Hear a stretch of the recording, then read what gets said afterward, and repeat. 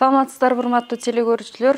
Ынтымак телеканалында Аброй программасын баштадык. Аны мен Фируза Ашымбаева алып барам.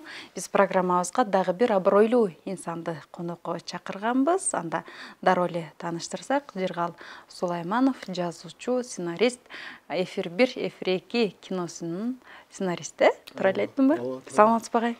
Бүгүнкү биздин программабызга куш келипсиз. Эски жылдан бери эле жолугабыз, программада жолугабыз деп бүгүнкү күнгө буйруптур. Бул да болсо буйрук. Сиз менен амандашып, баарлашып отурганыма кубанычтамын. Анткени байгыл сөздү баккан, байгыл мыкты инсан менен баарлашуу мен үчүн сыймык да.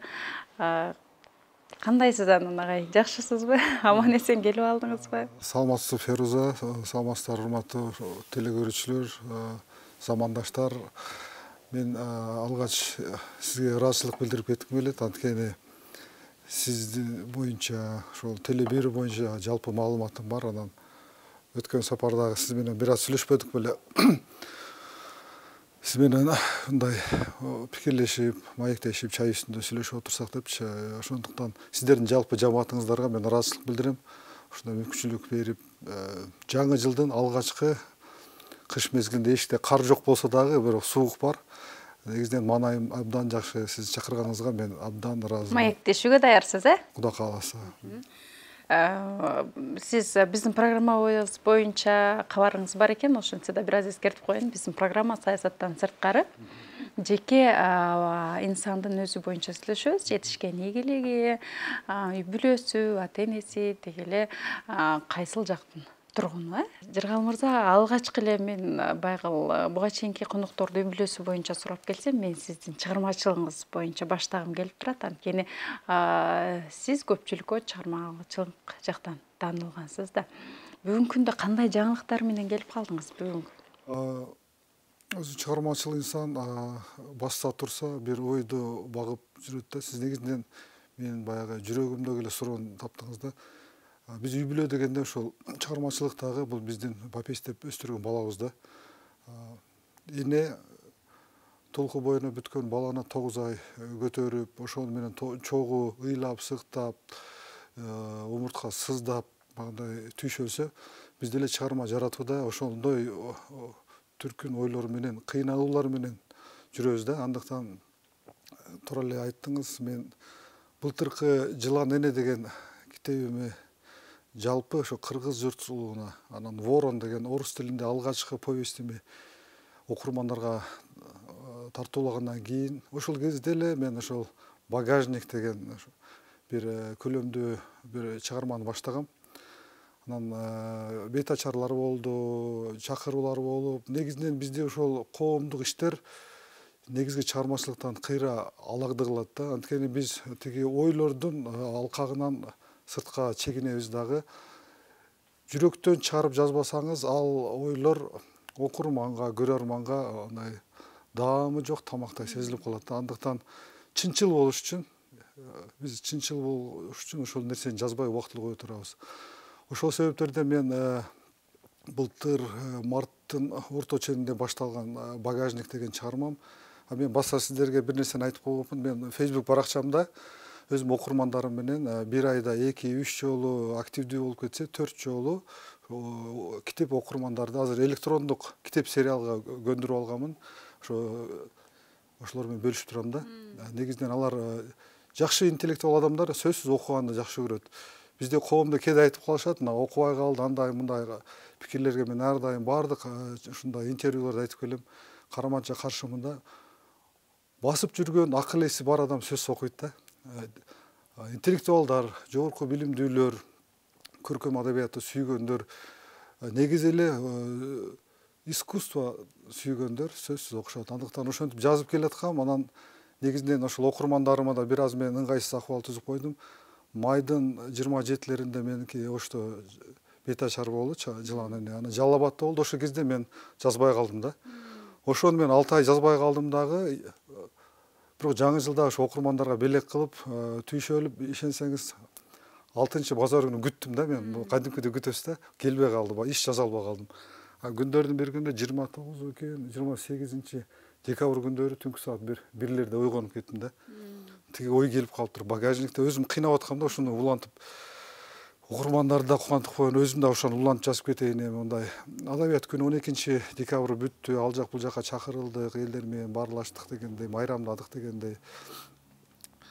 Ошондо бирлерде келди, саат 5-6га чейин уйкумду бузуп жаздым да. Жазылып кетти, аябай жакшы жазылды. Анан бир-эки оңдоп түзөп туруп, ошондо 9-бөлүмдү бердим. 9-бөлүмдө ошол жаңы жылдык окурмандарды куттуктап жазып чыгаргандан кийин аны жакшы кабыл алышты. Негизинен баягы пайдабал бар болчу, бирок улантып кеткенде эл даяр эмес болчу да. Себеби мурун кайсы жерине токтоп калган бир аз маз түйшөлүгү туура келди. Бирок 10-бөлүмдү, 11-бөлүмдү мен мындай 10-бөлүмдү аябай эмеге кирип алып, эйфорияга кирип алып жаздым да. Ошондо 10-бөлүмдү аябай жакшы көрүп, мындай сүйүп окушту десем болот да. Ошондуктан сиздин сурооңузга жооп берет элем монтипчи. Мен да бүгүн да эртең менен сизге келатканда аракет кылып ошо улап жакшы кетти. Сиздин теле берүүңүздүн да бир өзүнүн аурасы бар окшойт, энергетикасы бар окшойт десек болот да. Ар бир ой бул материалдашат дегендей. Сиз дагы чыгармачыл инсансыз, андыктан мен дагы ошол нерсени ойлонсом керек. 11-бөлүмдү баштап койдум да. Ушул айдын этегине чейин буюрса, ошо багажник деген чыгармамын 11-бөлүмүн окурмандарга сунуш кылам деп турам. Ушул чыгарманын алкагында эле ойлонуп жүрөм да азыр. Сиз эгер эмне деп сурап калышыңыз мүмкүн, ошону дары эле жооп берип кетейин. Жазуучулар, дасыккан жазуучулар 2-3 катмарда жазат да.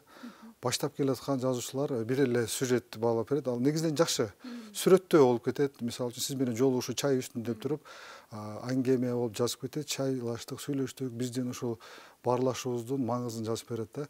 Ал эми дасыккан жазуучулар ушул чайлашуу, маектешүүгө деле үстүнө баягы гамбургердей кылып дагы бир ойду берсе болот да. Көркөмдөө, андан сырткары мисалы үчүн биз ушул аркылуу эле мисалы үчүн эркек менен аялдын мамилеси мисалы үчүн, үчүнчү мисалы саясатты сүйлөшпөйбүз деп атабыз го. Саясатты же болбосо жомоктуу фантазияны берип койсо болот да. Же болбосо көркөм дүйнө аркылуу эле ошол адамдарга мисалы үчүн жумушчу менен жумуш берүүчү менен жумушчунун ортосунда мамиле. Ошо багажниктин маңызы моундай да. Негизинен алгачкы биринчи катмары багажниктин ичинде 6 адам кетип атат. 5 адам кетип атат дагы өзү жеңил унаада 5 эле орундук бар да, бир адам батпай калат да, багажникке түшүп калат дагы. Ошол адам Оштон Бишкекке жеткенге чейинки кыйналгандагысы, азап чеккендегиси. Эми элестетип көрүңүз, орундукта канча кыйналабыз Бишкекке барганда, ал эми багажникте кыңтайып жатып арасында борсо. Жерге толук да батпайт, Толук батпайт, бүктөлүп, анан кийин ал жерде бензиндин жыты чыгат, караңгылык, көчөнү көрбөйт. Ошонун сыгылганы, жүрөгүнүн сыгылганы, кыйналгандагысы, чуркап кетип кала турган ошол ойлорун биринчи сюжет аркылуу кетет. Бишкекке жеткенге чейинчи Таш көмүрдө, Караколдо, Жалал Абадда, Чычканда токтогондогусу тууралуу, Суусамырга түшкөндөгүсү, таза абадан кенен дем алгандагысы. Бул биринчи катмар. Экинчи катмар бул мен багажник деп бир ишкананы алдым да.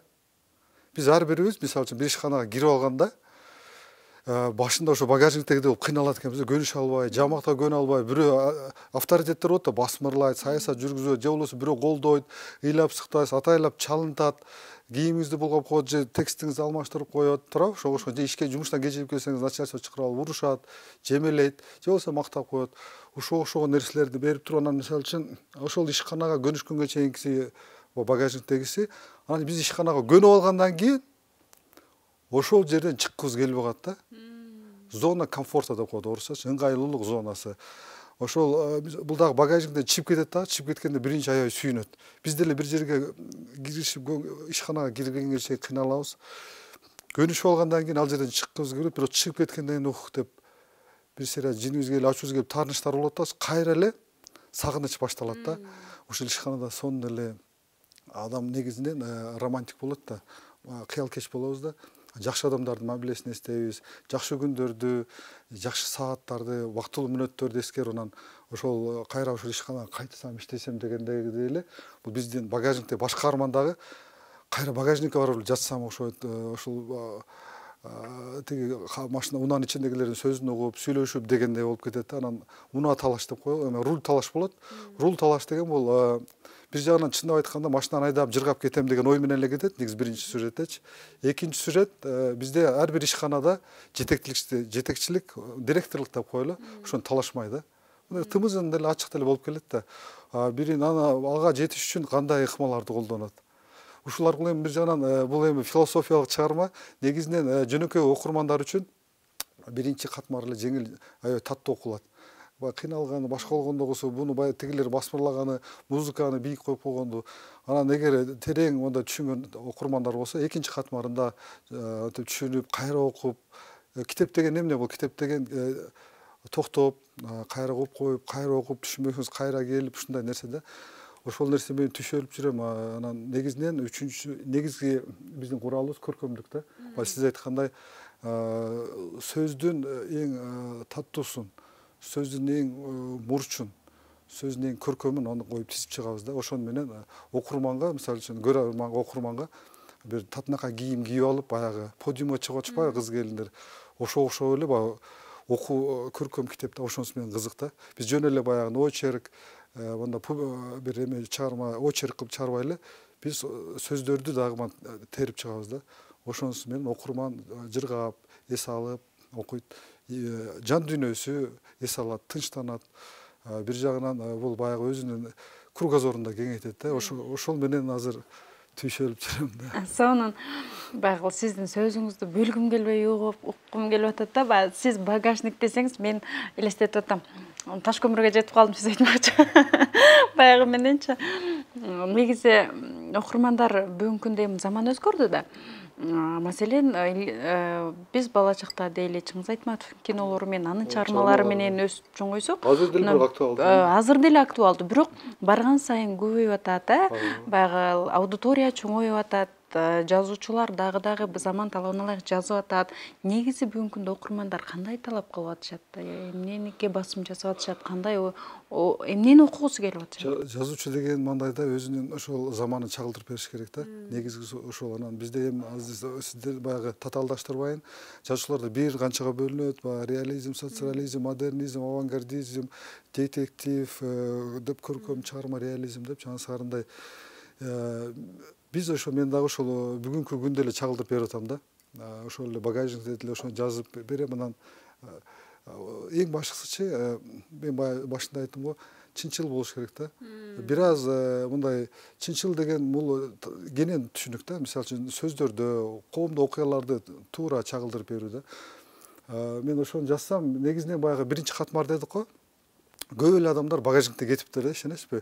Мен дагы ушинтке Россияда жүргөндө ушундай болгонбуз, тиякта ушундай болгонбуз, батпай калып тоого кетип атканда вынужденный түшкөнмүн, ушинтке аябай иттей кыйналганмын деп ушундай айтып беришти да.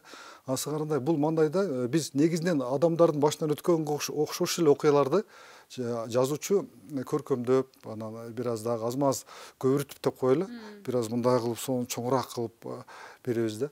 Ошону окуп жыргашат негизинен. Ошого негизинен бизден туура айттыңыз, окурмандар да бизге багыт берет. Анан алар мисалы үчүн Жылан эне деген чыгармамды жыйынтыктаганда эң аягында мына былтыркы пандемиядагы адамдарды эми биз кырып коюп ушундай кылып жаздым да дегенде айтышат да. Соңун бекер ушинтип бүтүрүп койдуңуз, мен моундай кылат элем, тигиндей кылат элем деп негизинен алар мага дагы мындай көп идеяларды беришет да. Бизде негизинен ачык айтканда бул жандуу маек деп койсок болот да. Сиз менен азыр ушундай маектешсек, биз окурмандар менен жазуу түрүндө. Алар пикир калтырат, менде кайтарым байланыш бар да. Жакшы жагы. Мурунку жазуучулар менен, мисалы үчүн аларга деле кат жазышкан, топтолуп келгенде үлгүрүп калгандарына жооп берген, кээде чоң аудиторияларда, жолугуларда суроо жооп болгон. Менде дагы ушул мектептерде, университеттерде аялдарга чакырышат, ушундай жандуу байланыш кылабыз. Андан сырткары мен ушул бошоп калсам, Facebook Цукерберг акеге рахмат, Шекербек аке баласыначы. Ушул жерден алардын суроолоруна жооп берем да. Алар бир кандайдыр пикир деле калтырып коет, мен ага жооп берем. Анда жакты деп басып коем да, убактым келгенде ыңгайында аларга да чынчыл жооп бергенге аракет кылам. Ушун менен биз кайтарым байланышты кармап турабыз да. Ишенсеңиз өткөндө Токтогулдан атайын ушул окурмандар келип, ушундай эме кылышты да, биз атайын келдик, жолугуп сүйлөшүлдү, аларга жолугуп, ушу китебимди бердим. Кече дагы бир эжебиз Бишкектен келген экен, бүгүн ушуну жолугайлы, китебиңизди алайын, сүйлөшүп отурайлы деп. Бул деген бир жагынан чыгармаларды билип, экинчиден жазуучу менен жандуу сүйлөшөлү. Кандай болуп атат? Ол чындап эле ушундайбы же калп эле эки жүздүүбү? Буну маска кийип алып чыгабы же чындап эле ушундай же фейкпи? Фейк жазуучулар деле бар да. Мисалы үчүн бир жагынан фейк деп коебуз, бир жагынан башкача анда ат менен чыгып, чын-чынына келгенде мисалы ошол эле Чеховдон бир 40тан ашык псевдоним болгон да. Аттарын өзгөрүп чыгып жүргөн. Мен өзүм деле атым менен Жыргал Сулайманов деп чыгып жүрөм. Негизинен азыр сиз деле айтып бардыңыз, кантип тааныштырам депчи. Ошо өзүм деле аты жөнүм менен чыгып, ошол сүрөттөрдү деле өзүмдүн коюп, анан мурда ошо сиз азыр айттыңыз, эмнелерди кылбаңыз депчи. Мен мурда чыгармаларды койгондо өзүм сүрөтүмдү коюп, анан интернеттен бир кыздардын сүрөттөрүн коюп койчумун да. Анан көп окурмандарым сурашты, ошо жарым жылаңач кыздардын сүрөтүн койбой эле коюңузчу деп сурашты да. Анан кээде бизге ошол жакпай калып атат. Эстетикалык эмени жоготуп коюп атабыз. Биздин оюбуз боюнча сиздин жазууңуз өтө жогору болсо, сиз мындай жарым жылаңач биз денелери көрүнгөн кыздардын сүрөтүн коюп коюп атасыз деди. Анан мен окурмандарым пикирин эске алып, кандай талап койсо, аткарганга аракет кылып. Жакшы, сонун бүгүнкү күндөгү сиздин жаңылыктарыңыз менен бөлүшүп кеттиңиз. Негизи эле жазуучулукту, бул чыгармачылыкты кайсы жашыңыздан баштадыңыз? Канча жашыңыздан? Анан эмне үчүн мындай ыкталып калдыңыз? Сиздин жан дүйнөңүз ошого тарттыбы? Мен ошол жөнүндө көп ойлонуп, бардык жолугучулар ушу суроону берет да. Анан негизинен соңку кезде мен чоң жазуучулардын тагдырын көрүп, бул тагдыр экен да. Жазуучу деген тагдыр экен. Мисалы үчүн карасаңыз, Айтматовду айттыңыз го. Айтматовдун атасы атып коюшкан да. Репрессия болгон, атканда да анын сөөгүн табылган эмес да. Анан Айтматовдон сурашкан экен, эгер сиз ушунча атактанка жеттиңиз, эгер атаңызды тирүүлөй алып келип берсе, алмаша белеңиз десе, мен чыгармачылыкты кечип, мен атамы жандуу көргүм келет деген экен да. Ошондуктан бул адам жан дүйнөсүнө бир нерсеге ушуну зарлап калганда, армандап калганда, ушу жан дүйнөсү толкуйт экен да. Кичинекей мына көкүрөгүбүзчү ушу Тынч океанды батырып салат экенбиз да. Элестетип көрүңүз, ушундай буркан шаркан кыласыз да. Кубатбек Жусупалиев 41-жылы төрөлгөндөн кийин эртеси атасы өлүп калган да. Бул дагы чоң энесинин колунда чоңойгон, өз байбичелердин, чал кемпирдин колунда чоңойгон адамдар ушундай болуп калат деп ойлоп калдым. Анан мен дагы 2 жашымда атам өтүп кеткен. Атамы азыр көп сурашканда элес булас билем да.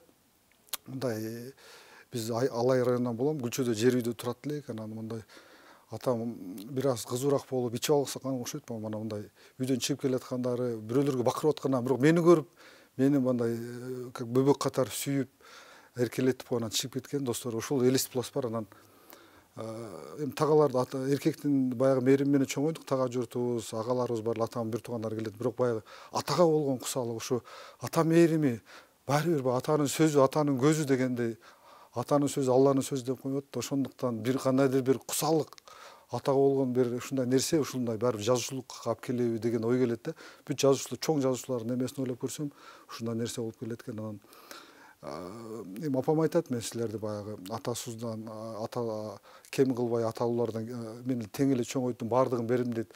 Ооба, материалдык жагынан окуу, жогорку билим берилди, баардыгы берилди. Курсагыбыз ач болгон жок, бирок деген баягы атанын орду өзүнүн орду болот экен да. Ошого баягы буркан шаркан болот экенсин дагы, балким жазуучулук ошол жооп өзүңө ичиңе кирип кетет экен дагы. Анан ошону кайрадан бул баардык темалардан анан кийин ошол призмадан карай баштайт экенсиң да. Ошондуктан жан дүйнө көркөмдүгү, жан дүйнө сулуулугу, жан дүйнө аура, рухий мындай тазалыкты берүү үчүн өзүң дагы ошол нерседен кетет экенсиң да. Ошондуктан бул мен атайын болом дегендерди кандай тагдырдаңбы дейм да. Ошон үчүн азыр мен муну толук эле кабыл алып, негизги кесип эмес, ошол мага ошол буйрук деп эсептеп, ошол касиет. Демек Алладан берген сизге бул аманат. Бул аманатты сиз элге тартуулашыңыз керек. Ошол аманатты мен эме кылбастан, мындай бапестеп карап, ошо эл менен бөлүшкүм келип, ошону туура түшүндүм деп ойлоп атам да. Анан ошого бара-бара мурда сан көп болчу. Мен бир айда 4 жолу, 5 жолу чыккан күндөр болгон да. Эми азыр сандан сапатка өтүп, бир айда 2-3 жолу ошо чыгып атам да.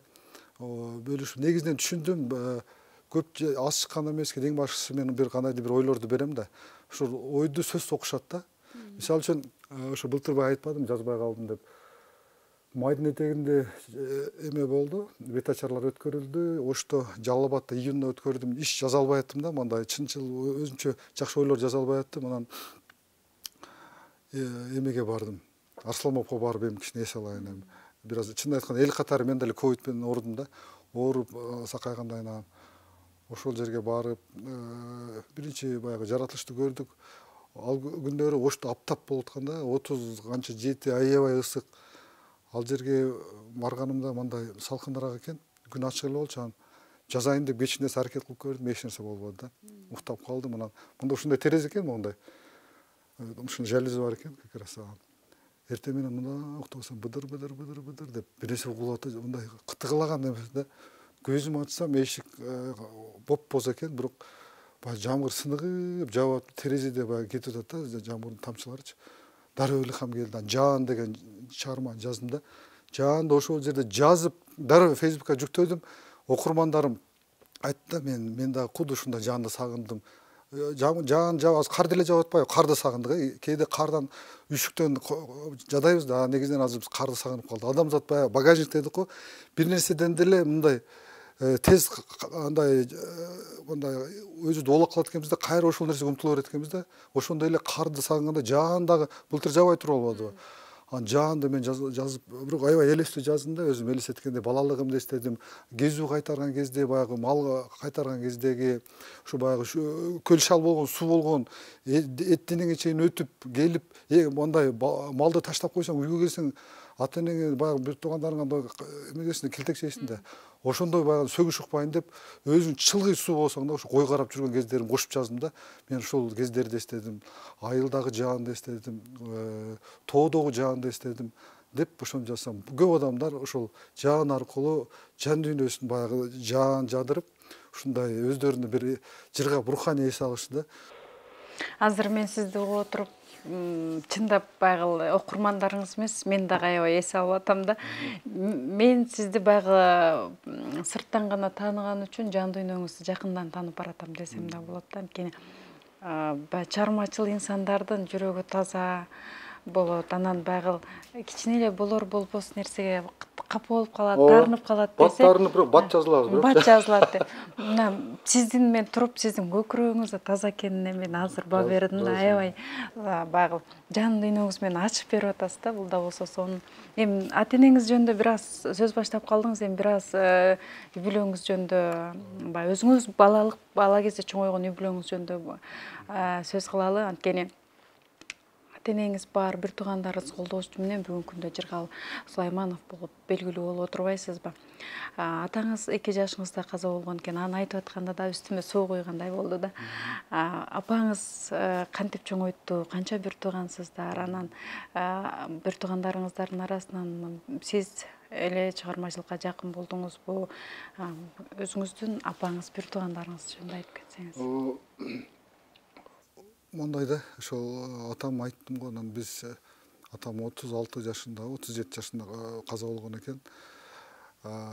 Ошентсе да мен атама аябай ыраазымын да. Бир тууганды кылып анан өтүптүр да.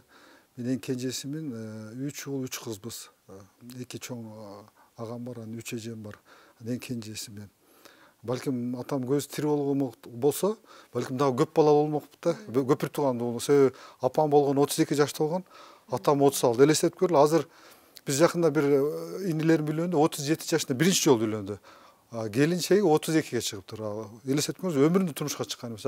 Менин апам 32-синде жетини төрөгөн, бир бала каза болуп калган. Акылбек деген агам болгон, ал 70, мен 76-мын, ал 73-жылкы жылкы эжем бар, ал 71-жылкы экен. Ал дагы оозунда капкара калбы бар экен, көз тийип өлдү дейт да. Аны жакшы көрүп, бир экиге бирге чыкканда ушундай көз адамды мөрзөгө төөнү эмеге касапка апарат дейт го, ошондой болгон экен да.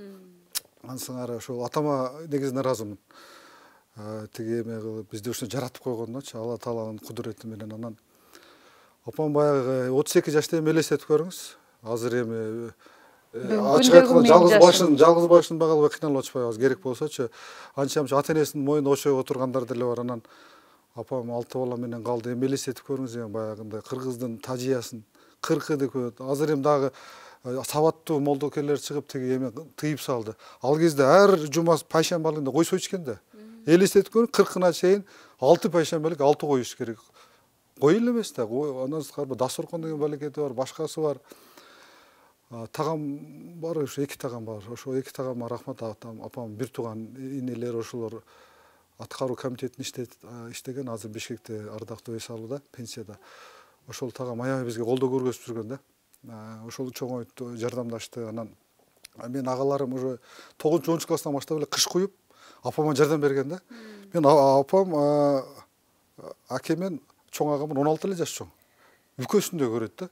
Мисалы үчүн мен онча урушпайт. Бирок чоң агамды азыр 60га чыкты, жаш баладай урушуп салат да. Себеби атам өлгөндөн кийин ошол Кубаныч деген акеме таянып, ага эме ыйласа да ошого ыйлайт, урушса да ошого ыйлайт. Бизге татынака болуп жакшы жасанып, жакшы жүзүн көргөзөт. Ошентип агаларым иштеди, жаш кезинден баштапчы кыш куюп, башка кылып мал карап, кезүү кайтарып, мал алып сатып, бука багат элек ошентип чоңойдук да. Анан апам болсо 2 жерде иштеген. Анан мен чынын айтканда ошол кезде биз агаларым студент болуп калды. Анан мен азыр тагдырды отам го, бирок ошондо китепке окуйт элем да. Апам айтат эле, агаларың жакшы окуш үчүн кийимге чыгылабыз, анын үчүн сен мына биз азыр мен сага койлорду, уйларды берем, ошо кайтар депчи. Койлорду жайып коюп, уйларды жайып коюп, анан кийин китеп окуп отура берет элем да. Мен ошо китеп дүйнөгө кирип кетип, койлордун кетип калганын эле билбей калдым. Тууруп алып, бардым таштап, кайра келгенде костюмдорумду унуткан, баягы бизди күпайка деп коет, күпайкаларды унуткан күндөр болду. Аны кайра барсаң жок, апама келтигиче мондай окуялар көп болгон да. Мал жоголуп келгенде үйгө келиштин кереги жок да. Азыр кечеге таап келмейинче келбеген. Кече бир мугалимди бир баланы уруп койсо иштен айдайбыз деп атпайбы? Биз мугалимдерден деле апабыздан деле келтекче эле чоңойгонбуз. Баягы аштакта деп коет го да. Аштактан канчасын сындыргам да, мен жондорумчу. Урганда сынып кетчи баягынапчы. Биз ал негизинен эме да, турмушка бышырат экен да. Турмушка, бирок эми азыр мынтип мен жаштардын, балдардын тарбиялагыла деп айтпайм. Ал кезде ошондуп тарбияланган да. Азыр эми башкачараак эме кылып койсо эле эме болуп атпайбы? Анын үчүн баланы кичинесинен ушундай эмеге кетет да. Ошентип окуп чоңойттук, анан агаларым бүт бардыгы ушуну окутту апамчы. Бизде мен да окуп эме кылдым. Бирок негизинен мени агаларым планы боюнча мен Гүлчөдө эле ошол койчу кылып калтырабыз дешкен. Анан мен баягы Ломоновдун киносун көрүп алгам да, баягы ал 33 тонн ашып Москвага барып окуйт го. Мен дагы анан кой кайтарабыз, салып беришкен. Биздин малды, апабыздын малыбызды кайтарасын, иштебейсиң, башың оорубайт. Апабызды карап отурсаң болдур да, анан бир катын алып беребиз деген. Ошону карап отура бересиң, көп бала чакал болосуң. Мындай жөнүндө кыялданса болот дейт да. Элдер ар жакка барып кыйналат. Сен жөн эле дегенде мен ошондой эле кыял кечирем да. Ишенсеңиз, колго тиген анча-мынча кирлер, мына кир жаап койгон, костюмдер, жемпирлер суу болуп калган да, сумкага салгам. Анан кийин эшикти култап коюшкан экен, забордон ашып эле анан кийин оштугүдү жөө жөнөгөм да. Ломоносов жөө жөнөйт да, ошону туура анан кийин кыялдан өтө күчтүү болгон экен.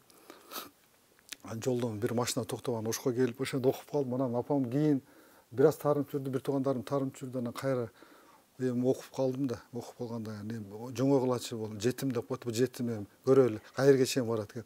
Болбосо мурдунан суу агып келет кайра бияка мал кайтарат деп. Анан апам кийин өзүм окуп, иштеп, антип мынтип калгандан кайра ошо Ошко алып келип алдым да. Бирок бир жолу мындай болду, мен ачык айтыш керек да. 2004-жылы 26 жашымда чындап айтканда биринчи жолу мүдүрүлдүм да.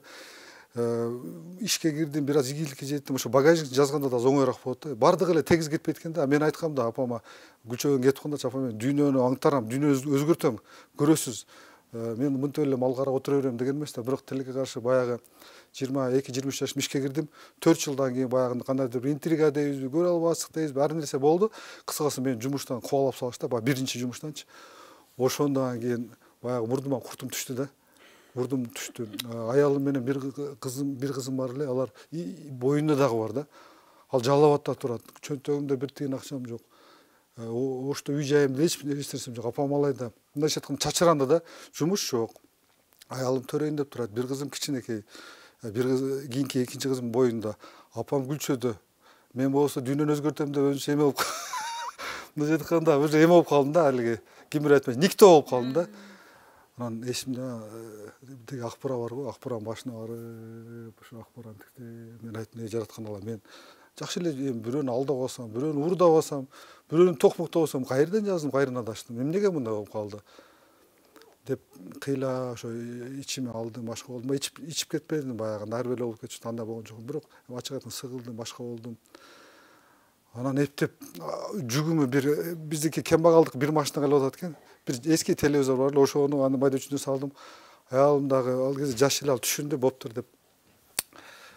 Аялыма алып келдим, анан апамы да айттым, апа, кыскасы мондой болуп калды.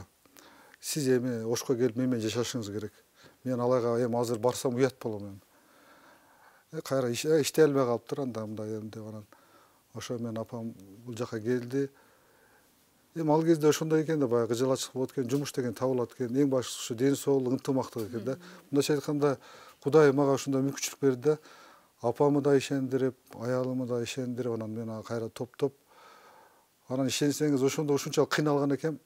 Агамдын үйү бар эле, ошол жерде жашайт элек, квартирант болуп, анан азыр көмүрдү сыртка эле коюп атпайбызбы? Анан бир ишке кирдим. Ишке киргенде биринчи маянама бир 10 кап көмүр алгам да. Ошо 10 кап көмүр алтындай сезилген да. Анан үйдүн ичине алып кирип алыпмын да. Мага ушунчалык кымбат көрүнгөн экен. Анан апам урушкандай, эшикке эле коюп койчу, неме кыласың деп. Ошентип ушундай семьяда чоңойдум. Ошого мен бир туугандарым чын сиз айткандай колдоду, азыр китеп чыгарганда деле колдошот. Ошонун баардыгы ушу жазуучунун тагдырын алып келет экен да. Бар ошол аркылуу келип анан ушундай азыр ошол нерселер адамдар кыйналганын, сүйүнгөнүн, ийгиликке жетишкенин бир андай өйдө ылдый болуп, андай интригалар деп коебуз го, ошолор болгондорун мен андай көзүм жумуп жазып кете берем да. Ошол нерселердин баарынан өттүм. Негизинен мен ошол кырдаалдарга, ошол тагдырга ыраазымын да. Ошондой баягындай бир нерседен алып бир нерсеге мындай олку солку болмос сайын адам болуш кыйын экен да. Апаңыз бүгүнкү күндө сиз мененби? Менин колумда жашайт, азыр 76 жашка чыкты. Турмуш көрбөдү да экенчи? Апам эме кылат да, чын айтканда көп мындай эркек деген эркекти андай алайын, андай мындай деп эме кылган экен. Анан апам ачуусу келгенде айтат эле, жетимдер силерди таштап туруп эрге тигип кетип калам деп коркутат эле. Анан кийин негизинен эми биз эми буну ушинтип ойлойбуз да, негизинен мындай эмеге баруу татаалда кыйын да. Мисалы үчүн балдарынын өмүрүн арнап, азыркы мен мисалы үчүн билем да, көп эле эмелердичи, мисалы үчүн эми заман өзгөрдү, азыр ушундай болуп атат да. Мисалы үчүн турмуш күйөөсү өлүп калган кыз келиндер мисалы үчүн турмушка кайра чыгышат да. А мен апама таң калам да, ошондой өмүрүн балдарына арнаган да. Мен баягы сиздин апаңыз аябай жаш калган экен да, бүгүнкү менин жашымда да. Менин апам 47 жашында калган да. Мен апамды сиз жаш калдыңыз, эмне үчүн бизге тип алсаңыз болмок да деп мындай айтып келем да. Сиздин апаңыз аябай баягы өзүнүн жашоосун сиздер үчүн арнаган экен да. Бул Ушул жерде сиз азыр айтсаңыз бир ой келип кетти.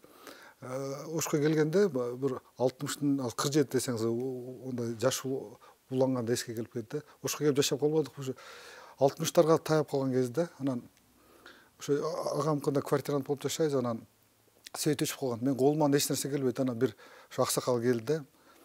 Келип анан светти зондоп берди, анан апама тамашалап айттым да. Апамдан кишиге тие албайбызбы депчи.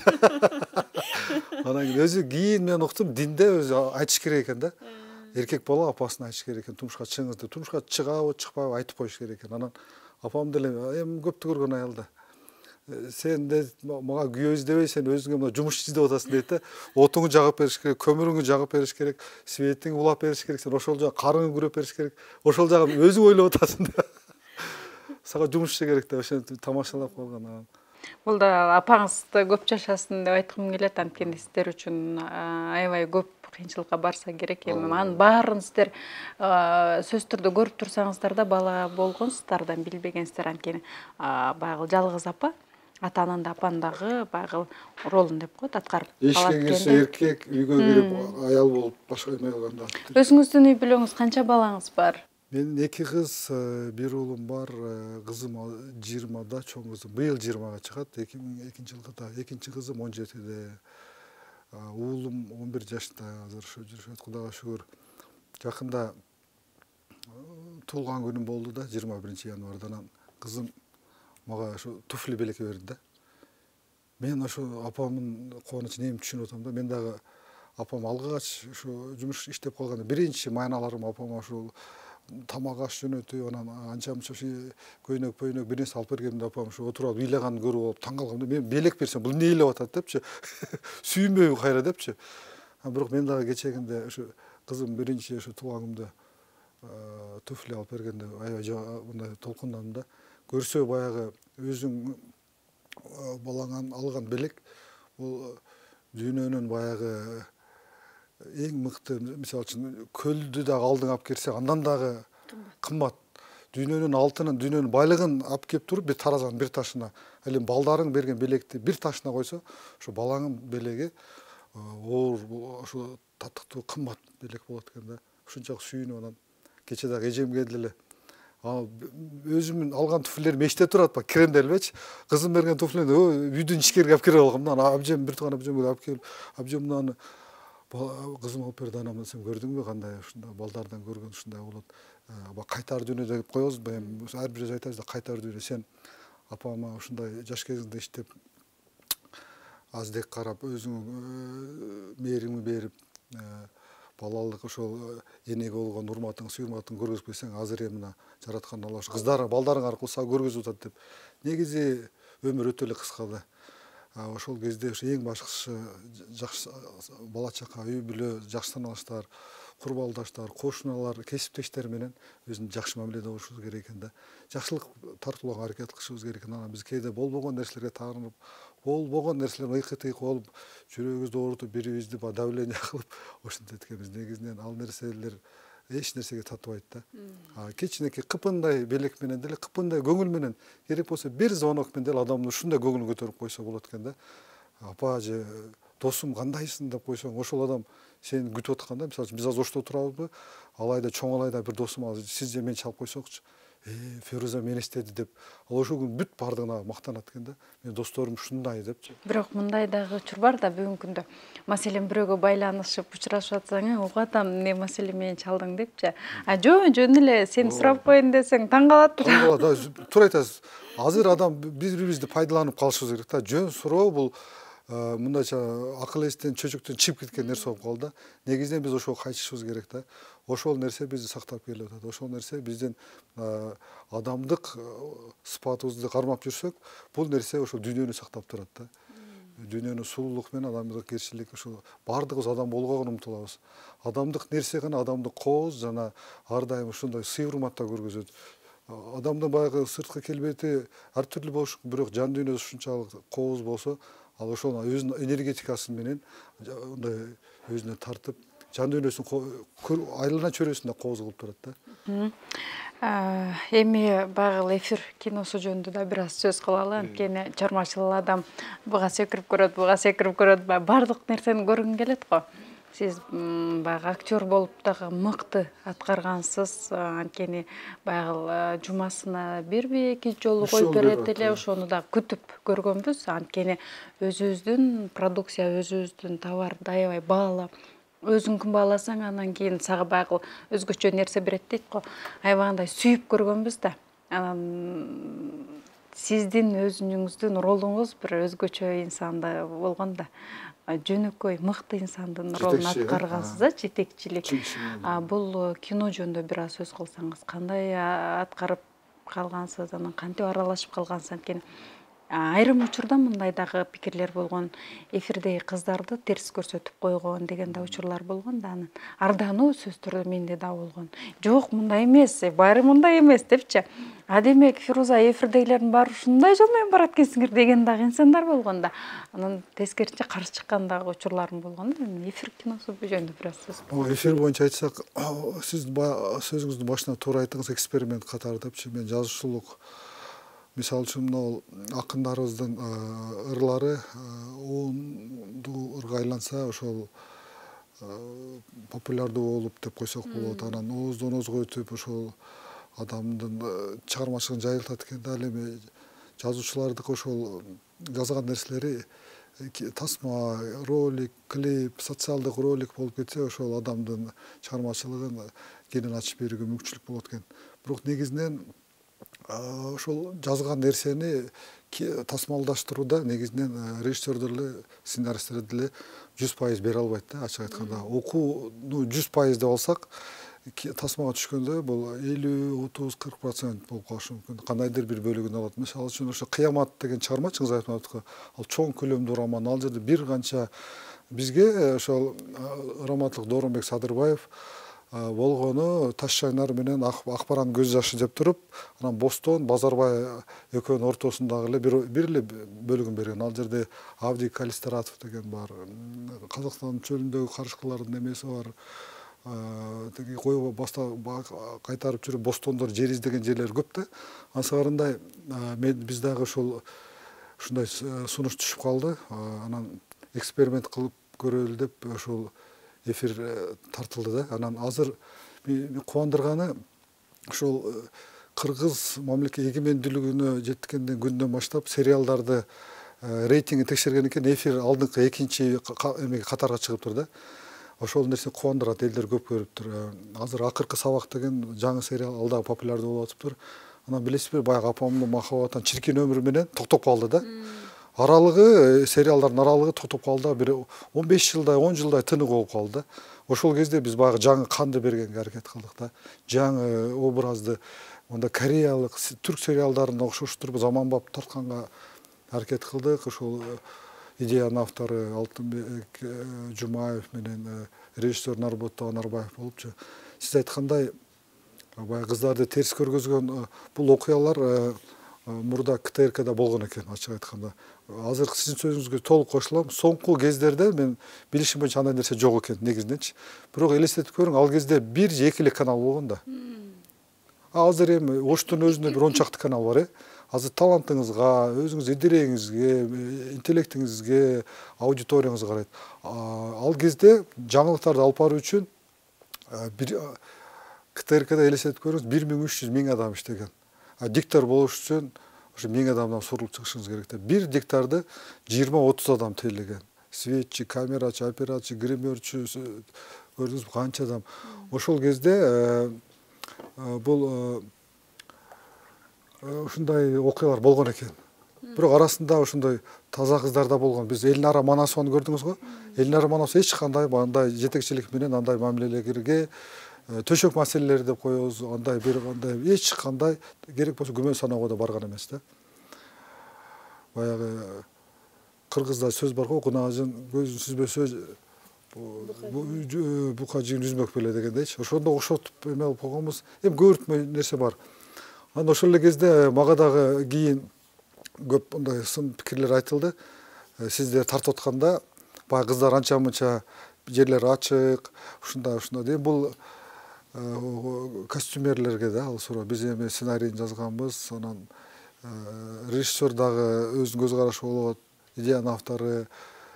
Негизинен бирок сын пикир айтылган жакшы да. Ошону менен ошондон өнөгө эң жаманы баягындай кош көңүлдүүлүк да. Эч ким же мактабаса, же сындабаса, сын дагы жакшы да, негизинен сын дагы адамды ошол чыгармага кандайдыр бир түс берет да. Сиздин ролуңузду мүнөзүңүзгө окшошуп кетеби же кандай? Бул жакшы суроо бердиңиз. Бул чогултулган образ да. Биз Манас деп коебуз го. Манас деген ким? Манас деген бул баягы кулал таптап куш кылдым, корама жыйып, журт кылдым деп Манас элди бириктирип атпайбы Алтайдан келип. Ансыңары бул ошо КТРКда иштеген ошол Кыяз Молдокасымов, Мелис Эшимканов, Алтынбек Жумаев, ошол мыкты жетекчилердин эң жакшы сапаттарын бириктирип, ошол адамдар аркылуу сурап, ошо идеалдуу менеджер, башкаруучу, башкы директор кандай болуш керек? Ошол кызматкерлери менен жеке мамилени бөлөк кармап, жеке мамилеге аралаштырбай, жумушту бөлөк кармап, жамаатты ошо муштумдай кармап, иштин кызыкчылыгы, мамлекеттин кызыкчылыгын баарынан өйдө коюп, салабаттуу, сөзү ордунда, бардыгын аткарып, ак үйдүн дагы сөзүн, көк үйдүн дагы сөзүн электен өткөрүп, элдин мүнөзүнө туура келген маалыматты берүү ушуна жетекчи болгон да. Азыр баягы бөркал десе башына алып салган нерсе болуп атпайбы? Жетекчилердин оозунан сөз чыга электе эле башка чагылып, баш малтайын чагылып, сиздин кызматка кесиптештериңиз бар да. ошондой кылбастан ал ошондой буйруктарды деле угуп туруп, бирок өзүнүн көз карашы, өзүнүн призмасы аркылуу берген жетекчи болгон да. Бул идеалдаштырылган жетекчи. Бирок негизинен ушундай жетекчилер мен көрүп жүрөм, бар да. Негизинен бар. Азыр эми ошондон кийин башка бир режиссерлордон сунуш болдубу киного тартылуу боюнча? Ушул сурооңуз мен аябай жакты. Ушул суроону соңку кезде анча бериши элек. Мен ойлондум да.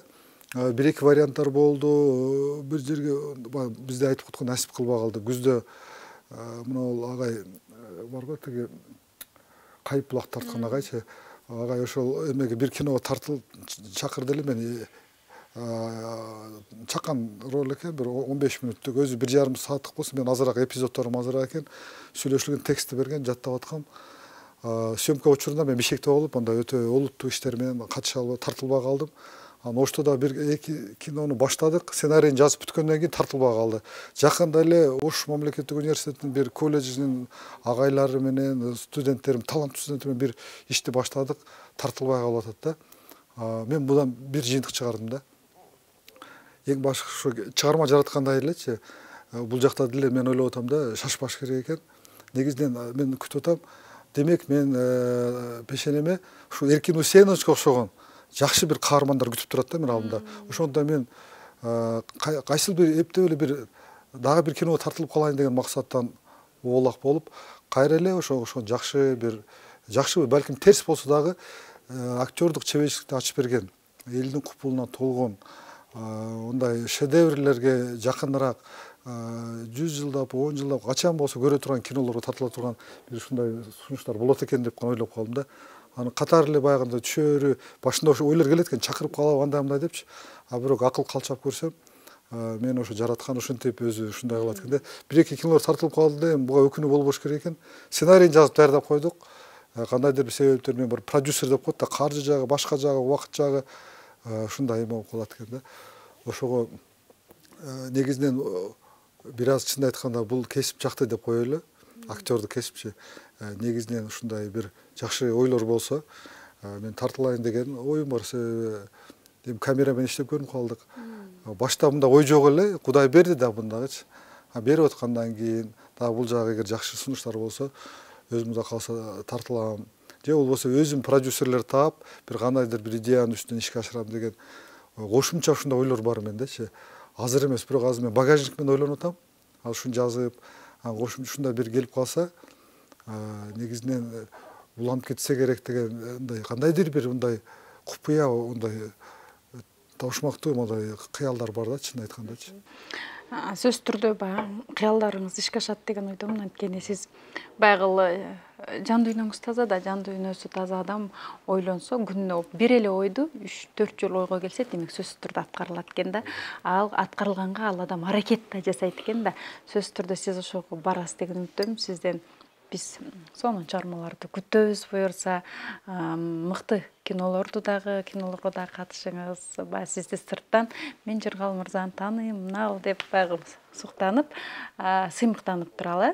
Программабыз соңуна чыгып калды. Мынакей Убакыт аябай бат өтүп кетти. 1 саат ичинде сизди толугу менен канчалык деңгээлде ачып бердик. Эми телекөрүүчүлөр өздөрү билет, бирок дагы айтылбаган көп нерселер калып кетти. Анткени чыгармачыл инсан менен 1 саат аябагандай аз убакыт баягы кенен баарлаша албай калабыз да.